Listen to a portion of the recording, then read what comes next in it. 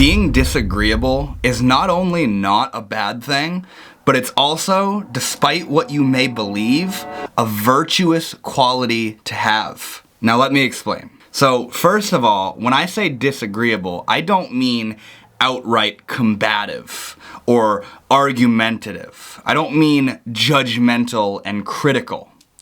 When I say disagreeable, I mean standing so firmly in your standard that other people aren't able to push you over or persuade you or word you into thinking differently or agreeing with them or silencing yourself. When I say being disagreeable, what I mean is standing up for yourself, showing up with a perspective that even if it's different than what the group mentality is presenting, you don't silence it and you express it because you understand the importance in being disagreeable. Now, the goal obviously isn't to be disagreed with, but the idea, the philosophy behind it is the truth that not everybody's going to agree with you, and it's not your job or responsibility to make people agree with you, like you, believe what you believe, think what you think, or even to keep them in a good mood. Now, assuming that you're living your life and leading a life of love and authenticity and passion, and you're showing up and you're working on yourself, and assuming you're not being overdramatic or argumentative or combative like I suggested a moment ago, assuming you're leading a life of authenticity and showing up to the best of your possibility, the best of your capability, you can be sure that the idea of being disagreeable is not something that you are expressing. You're not saying, "Hi, I'm a disagreeable person." What it is that you're noticing that other people are projecting that onto you. Other people don't want to be around you, or object to what you say, or disagree with what you say, or criticize you and put you down for what you believe in and what you talk about and what you stand up for. So that's the idea, is that you're not saying you're disagreeable. You're sort of being labeled as disagreeable because what you're doing is disgruntling those that want you to agree with them. Being disagreeable is not a quality that you embody and say, yes, I'm a disagreeable person. Being disagreeable is sort of an entry fee that one gets for being authentic. Because as I said, not everybody's going to agree with you, and it's also, that's not the goal. You don't want everybody to agree with you. So being disagreeable means to stand so firm in what you believe in and what you feel, and also this doesn't mean closed-minded. This doesn't mean you're stubborn and not open to changing and you don't have a liquid perspective. What I mean is being confident, standing firm in how you feel and what you believe in, and not silencing yourself in the presence of people who disagree with you, not watering yourself down or diluting yourself to accommodate those around you, not playing small, not pretending you're okay with what's going on, but standing up, acting as an opposing force, acting as a form of resistance against what's around you. Because think about this for a moment. What's the opposite of being disagreeable? The opposite of being disagreeable is, obviously, agreeable. A yes man, it's all good. Yeah, that's cool. Oh, I like that. Yeah, let's do that. No, I don't got a problem with that. Yeah, let's do that. Do you have a problem with that? No, that's fine. Just go with the flow. Yes, let's do it. I'm down. Let's do that, They just go with everything. Even if they're in the presence of something that they don't agree with, they're not going to voice that they disagree with it because they don't want to be disagreeable. They're sort of afraid of being disagreeable. They're afraid of objecting against those around them. They're afraid of opposing the people around them that they're associating themselves with. Now, one area that I can share as an example of this is one that I'm sure you've experienced, and I've definitely experienced, where I'm in like a relationship with somebody, and I have feelings for them, right? But they don't live their life in a way that I agree with. But nevertheless, I have feelings for them. And so I find myself, because I have feelings for this person, I find myself spending my time in places I don't agree with, doing things I don't agree with, hanging out with people I don't agree with or necessarily even like, and also talking about things that I don't agree with. All because I have feelings for this person. So I'm doing all this stuff that goes against my truth and how I feel and what I want to be doing, all because I like this person and I don't want to disgruntle their feathers. I don't want to make them not like me. I don't want to say I don't like who they hang out with. I don't want to say that they're talking about low vibrational shit. I don't want to say that they spend their time doing low vibe stuff. I want to keep the peace. I want to keep my cool. Yeah, that's cool. Yeah, let's do it. Yeah, let's talk about this. Yeah, let's go and drink. You ever had yourself in that situation where you're doing things that you don't agree with all because you want to be with somebody that's in that group? Or let's just say maybe like in a school setting where you want to be a part of the friend group, but they're kind of mean to you and they treat you like crap and they belittle you and they bully other people and they're mean and judgmental and dramatic and toxic. But you want to be a part of the friend group. So in order to be a part of that friend group, what you have to do is excuse your disagreement of their behavior. You have to act like it's okay. You have to play it cool. For yet another example, something like the bystander effect, where we see something that is outright wrong, and we don't say anything because we don't want to be the opposing force, the representation of resistance that stands up against that negative thing in that moment. We want to, I'm not going to be the one. Somebody else will do it. Somebody else will be the disagreeable one. Being disagreeable is the cost, like I said a moment ago, it's the cost that you pay in order to be authentic, in order to be a good person. Because as I've hopefully made clear, not everybody's going to agree with you. And if you live your life trying to get everybody to agree with you, trying to get everybody to like you, trying to please everybody, trying to keep the peace with everybody, you're going to abandon yourself time and time again. Now, the reason being disagreeable is a virtue is because when you are disagreeable, which I've explained that being disagreeable means standing firm in who you are and how you feel and not being afraid to voice yourself. And I'm not talking about being stubborn and picky and, like I said, judgmental and combative and all that stuff. I'm talking about when somebody says something to you and you don't agree with it, or they treat you in a way that you don't agree with, you voice it. Rather than letting them walk on you, you voice it. You're not afraid to voice yourself. The reason that this is so scary, and the reason I keep describing it as a sort of cost that you pay to live in authenticity, is because when you are disagreeable, aka when you're standing firm and strong and secure in who you are, it creates something called polarization.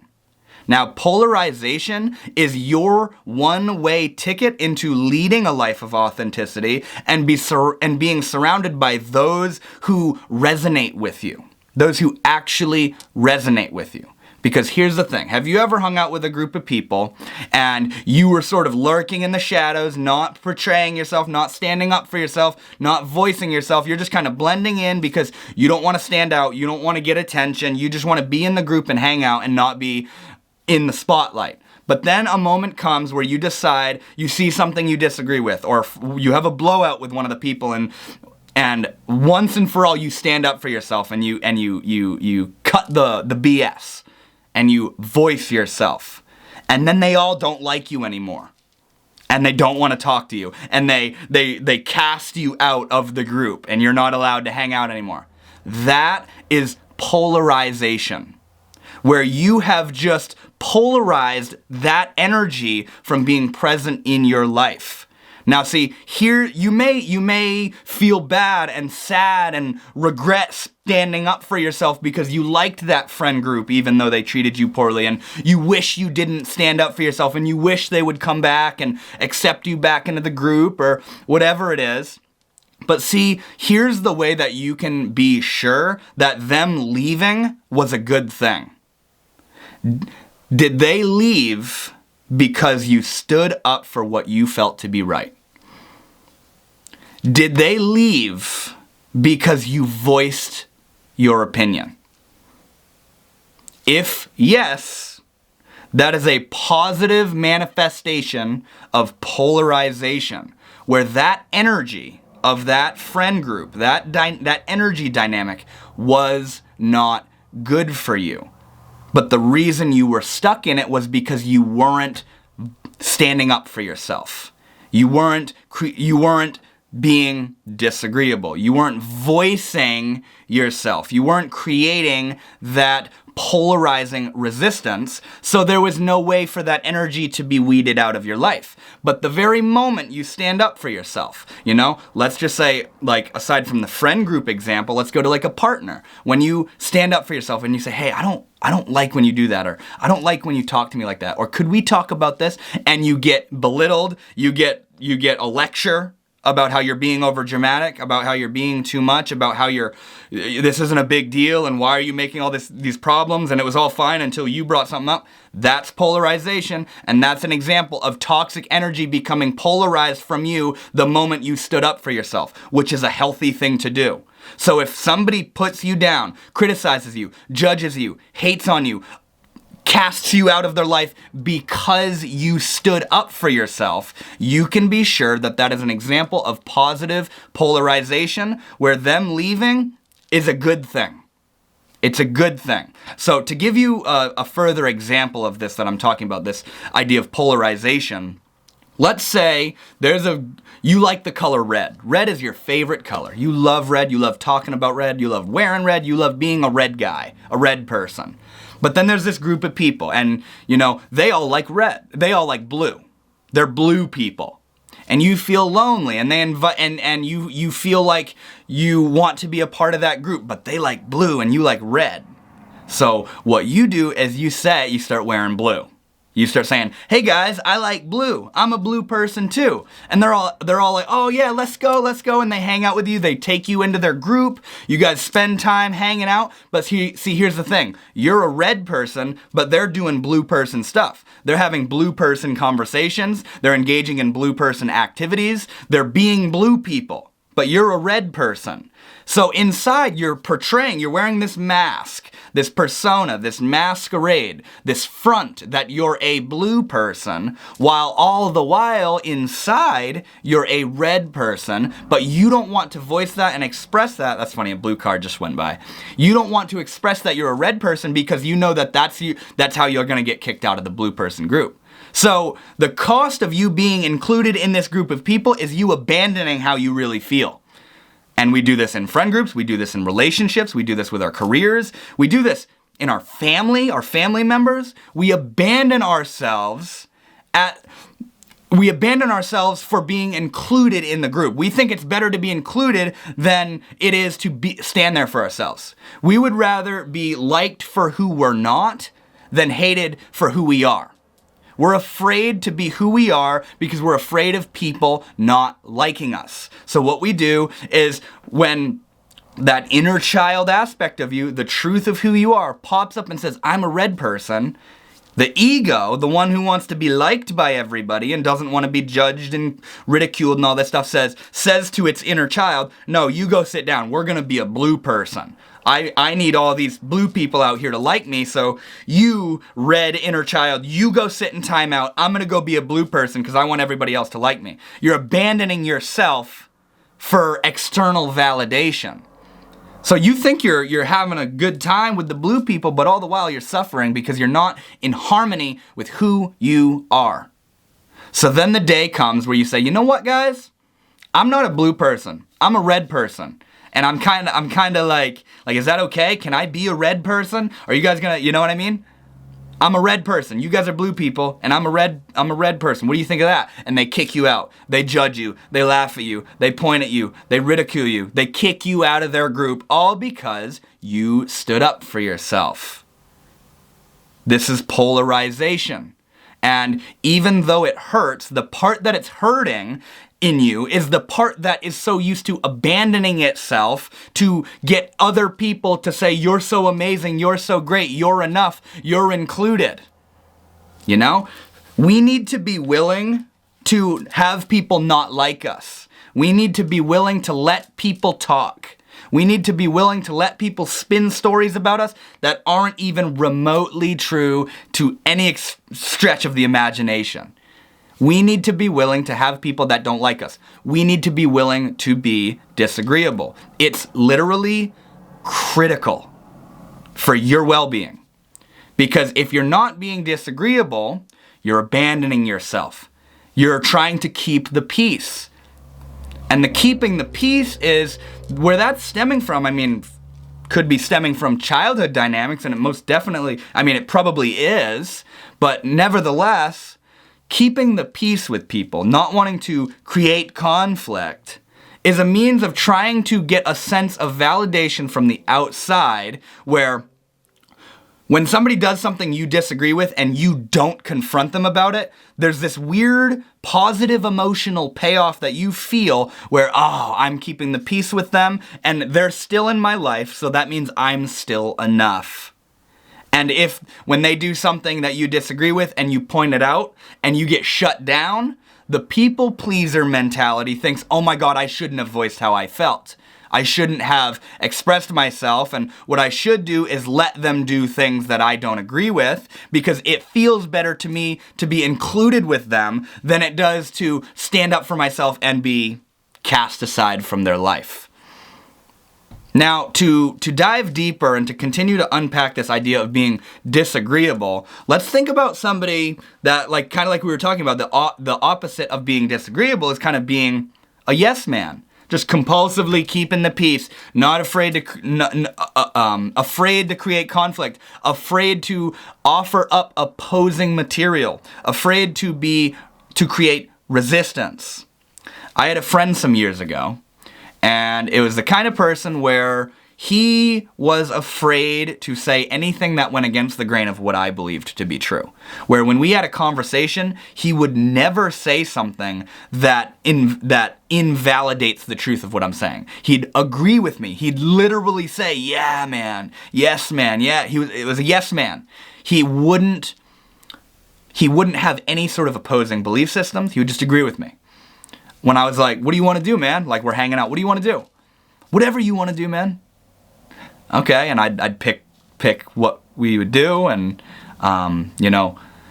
he never offered up what he wanted to do, and it was like I could walk around in circles outside, and he'd just follow me because he doesn't want to say, hey, why are we walking in circles?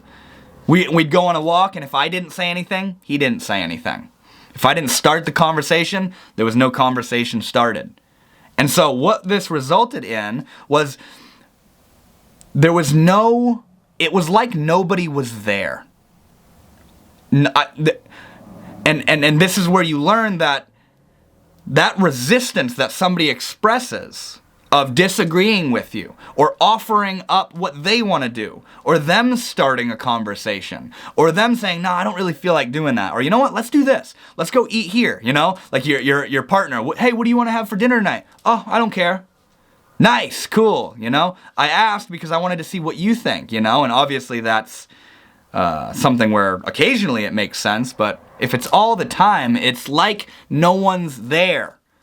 What we're asking for is a form of constructive resistance, something that we can push off of and sort of push up and off of, allowing us to grow. What creates a solid friendship or relational dynamic is that healthy resistance where two individuals that are whole and complete and confident within themselves come together and they do this energetic dance together. They vibe together and they don't agree on everything.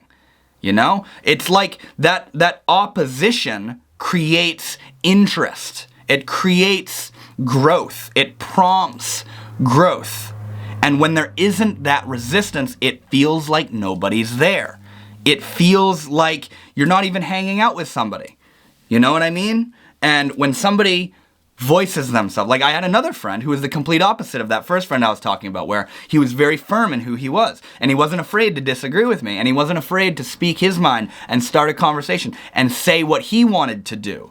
And you know what? It was really interesting. It was a beautiful dynamic where we bounced off of each other, and we grew and we lifted each other up. But when somebody is so afraid to oppose somebody else, if somebody's afraid to oppose people and create conflict, and by the way, there either is conflict or there isn't. And if there is conflict, you're either voicing it in a healthy manner or you're stuffing it down inside of you, aka abandoning yourself to keep the peace on the outside. But you're destroying the peace within you. But when you don't offer up that opposition, when people don't oppose you, it's like there's nothing they're not there. It's like they're not there. And what makes the relationship or the friendship interesting is that unique opposition, that unique resistance. Now, what I'm talking about here is sort of not being afraid to be your own person. A friendship isn't solely based upon being identical people with the same thoughts and the same feelings and the same hobbies and the same interests. Sure, sharing some crossovers in personality and hobbies and interests, that's obviously important. But what makes it interesting and what makes it deep and what makes it exciting and surprising and able to let both of you grow is being who you both uniquely are. Not being afraid to be different. Not being afraid to be you. Now, here's the interesting thing. When I say it's good to be disagreeable, what I'm really saying is it's crucial to be you. Because you are unique. You're not like everybody else. You're different. You have a unique perspective. You have a unique reflection. You have something different to share. You have feelings that are valid and just as important as the feelings of those you're trying to protect by abandoning yourself, by not expressing yourself, by not disagreeing with them. It is so critical for you to express that individual, express you, because that's how you attract the people that actually like you. If you have friends, back to the red and blue analogy, if you have a group of friends, but you're not really being you, how can you even be sure that they like you because they don't even know you? You're hiding you. You're abandoning you to be what you think they want you to be. They don't even like you. They like the image that you're projecting, which is what you think they want you to be. It's fake. It's superficial. Like social media, how every single post you see of your friends and all the celebrities and everybody, it's curated in such a way to optimize on positive qualities. But very little is it actually authentic. Very little does it actually shed light on and demonstrate the hard parts of life, the ugly, nasty parts of life. It's aimed towards, look at how perfect I am. You don't post something that you don't want other people to know about you, obviously. But that obviousness is kind of the superficial mask that we're hiding behind. You take a selfie and you think it makes one of your zits pop out, or it makes you, that looks weird, I look crazy in that, I'm not gonna post that. Why not? That's you. That's a picture of you. Yeah, it might not be your favorite photo of you ever, but nevertheless, the reason you're not posting that photo is because you're afraid of what all the other people are gonna think. And you know what? They're doing the same thing as you. They're afraid of what you're gonna think. Maybe not you in particular, but they're in the same boat of being afraid of what other people are gonna think. So I better post beautiful selfies. I better post me only having a good time. God forbid I post an ugly selfie or somebody shares something about me that I don't want everybody else knowing about me. We're protecting this ego, this persona we have, for the sake of other people's perspective of us. Reputation. We're trying to keep this reputation.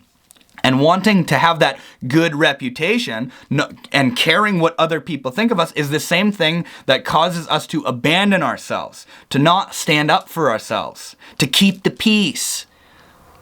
You know, something I've shared a few different times now on this channel is how over the years I've been bringing Northwood Shaman and Devin, which is my name, into union, into harmony with each other, because for years I've kept them deliberately separate.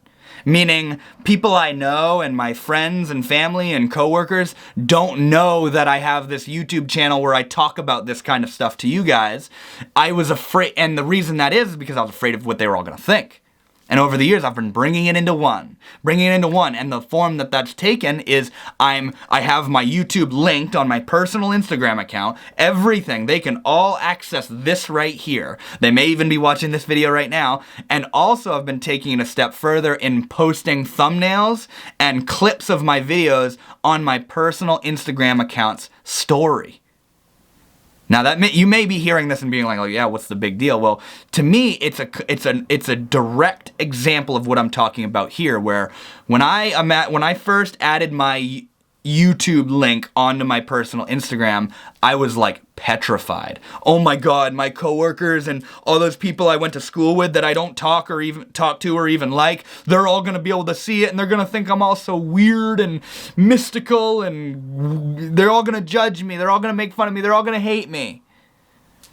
And then I got over that, and then I started, posting clips of my videos onto my personal Instagram account story, and geez, that was scary. Because now they're all, you look at who sees your story, all these people see it. All these people you know and you work with and went to school with and all these people. And now they can all see direct footage of videos I'm making, of vulnerable videos where, Devin is different than Northwood Shaman and I'm afraid to be Northwood Shaman, or, there is no difference. But I acted different because I was afraid people were going to judge me. So I acted normal. I acted like the Devin that they all knew. But now that that clip of my videos is on my story, they're all seeing, holy crap, this is what Devin does. And I feel all this fear of they're going to judge me, they're going to laugh at me, they're going to think I'm weird. And I have had people that I thought were like close with me hate on me, criticize me, point me out, laugh at me. And you know what? That's a direct example of that polarization thing I'm talking about. Where me staying silent, they liked that. That didn't disgruntle anything about them. Me playing small was okay. But me showing up and voicing myself and sharing my art and my passion bothered them. So much so that they needed to put me down. They felt the need to put me down. And that's polarization, where I'm going, oh, okay, so they don't actually respect me. They don't actually appreciate what I am and who I am. So all it is important intel for you to determine who you should be spending your time with. When you put yourself out there, when you stand up for yourself, when you voice your opinion, you can be sure that everybody who judges you, and see, this is why I was saying in the beginning, if you're leading a life of authenticity, you can be sure that anybody who judges you, puts you down, calls you disagreeable, they aren't your tribe, man. They're a different energy. You're polarizing them. And the reason they're being polarized is because you've shifted the energy that's at hand. You're shifting the energy that's being played with. Now, rather than staying silent, rather than not voicing yourself, rather than playing small, rather than suppressing yourself, you're standing up and being a serving force in the world. You're being a voice in the world. You're sharing your opinion. You're sharing what you think. You're sharing your art. You're being confident in who you are. And you know what? That's startling to people who don't resonate with you. To people who don't resonate with you, your confidence is threatening to them and will piss them off. To people who do resonate with you, your confidence is inspiring to them and it will lift them up. Complete difference, and that difference is what I'm talking about when I say polarization. This is why it's so important to be you, because that's the only way that you're going to attract the people into your life that actually like and appreciate and accept you. If you're pretending for everybody, nobody knows who you are. You don't even know who you are. You've abandoned yourself so many times, time and time again, that you don't even know who you are. You know what others tell you you are. So if somebody says you're ugly, you say, yeah, right, I'm ugly. If somebody says you're not enough, you're not good enough, you say, yeah, I'm not good enough. If somebody says you'll never accomplish that dream, that's a stupid dream, you say, yeah, that's a stupid dream. Right. I agree. I want to keep the peace with you because for some reason, I have this distorted sense of what value and validation is, where I think all of you out here determine my worth and my capabilities and my power. But the energetic shift here that I'm trying to emphasize is that the power is within you. And it's so important to embody that power. And I do gotta say, it's scary to embody that power when you're so used to and conditioned to listening to what everybody else says around you and being agreeable and being a pushover. The day that you decide to start to be there for you and stand up for you is the day that you put an end to being used, to being abused, to being mistreated, to being led on, to being misguided, to being treated like crap. Because when somebody will try to treat you like crap, you'll put an end to it. You don't accept it. You don't allow that energy to take place within you. Now, if you can't change their behavior, if you can't put an end to the external expression of that toxic energy that you don't resonate with, you leave. You don't stay there. The day that you stand up for yourself is the day you put an end to people treating you like crap. It doesn't mean people are never going to treat you like crap again, but what it means is that you're going to see it. It's going to become apparent to you, and it's going to feel so polarizing because you don't allow it anymore that you won't be able to help but refuse that energy. You won't accept it anymore. You don't allow it. You don't tolerate it anymore. You become bullshit intolerant. Other people are lactose intolerant. When you stand up for yourself, you become bullshit intolerant. You don't tolerate nonsense. You don't tolerate toxicity. And you're not afraid to be you, bro. And people are going to judge you and it's going to be scary. The price that you pay for being you and in the long term attracting those who love you and living the life that you love is criticism. The feeling of embarrassment. The feeling of people not liking you, the feeling of being disagreeable, the feeling of people judging you and putting you down and calling you out and saying you don't have what it takes and you're not good enough and who are you to talk about and who are you to make that. And all I gotta say is keep going, because all that hate, all that criticism that you've been keeping the peace with because for some reason you think your worth is contingent upon what they think of you, keep plowing through that criticism because it's polarization where the negative energy is becoming apparent because you're being the positive energy now. The negative energy is no longer holding a living space within your being. You're polarizing against it. You're rejecting it. You're resisting it. You're opposing it. And all it can do is back away. To the extent that you yield to it, it will put you down. It will polarize you. It will transmute you back into that energy of allowing yourself to be treated that way. But as long as you stand up for yourself and the depth to which you stand up for yourself, to that direct depth, people and nonsense, BS, will be polarized and pushed away and resisted.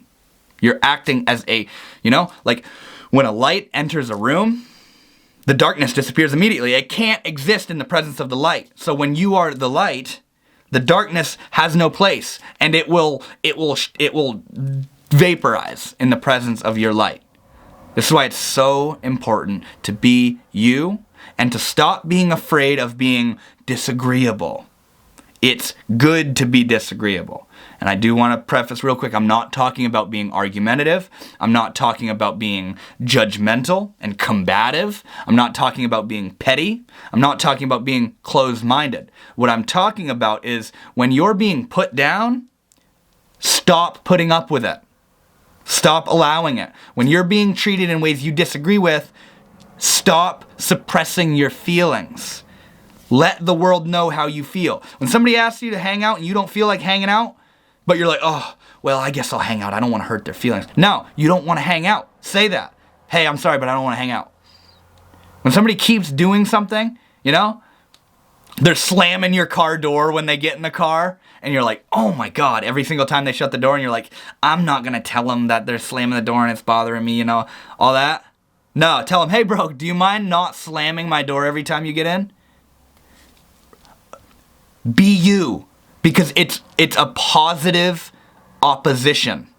It creates resistance and it creates polarization where those who respect you will be like, yeah, dude, I'm sorry. I didn't even realize I was slamming it so hard. Or, yeah, that's cool. Just let me know when you want to hang out, or maybe we can hang out another time. And those who don't respect you or don't resonate with you, well, I'm not slamming. Why do you care? I didn't slam it that hard. Or, oh, you don't want to hang out? Well, screw you then. You know what I'm saying? Be you. It's important, very important. It's probably the most important thing that I could ever teach on this channel is to be you. I don't know who said it, but they said, don't die with your music still inside you. This world is waiting for you to show up and to say how you feel and to share what you have to feel. Share what you have to share. It's critical. It's critical in being surrounded by those who love and respect you and by living the life that you want to live. So stop being the people pleaser. Stop being a pushover. Start standing up for yourself. Start leaning into the tension. Don't be afraid to voice yourself. Thank you guys so much for watching this video. I really hope you enjoyed.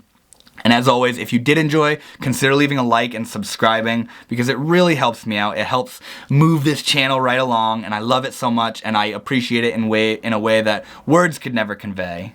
But yeah, I hope you guys enjoyed the video, and with that said, thank you for watching, and I'll see you all in the next one.